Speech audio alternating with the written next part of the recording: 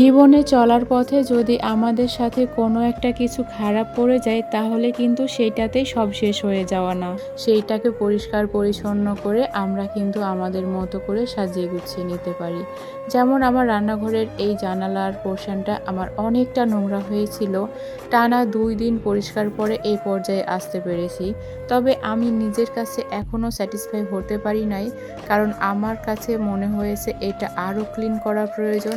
আমি এইটা এখনও প্রপারলি ক্লিন করতে পারি নাই, তবে এটা যেহেতু অনেক পুরনো, ক্লিন করতে গিয়ে অনেক প্যারার সম্মুখীনও হতে হয়েছে। আসলে যেহেতু আমি ভাড়া বাসায় থাকি তাই আমাকে বিভিন্ন সময় বাসা পরিবর্তনের একটা প্যারা সামলাতে হয়, আর সেই জন্যে এক এক বাসায় আমি এক এক রকম জিনিস পাই।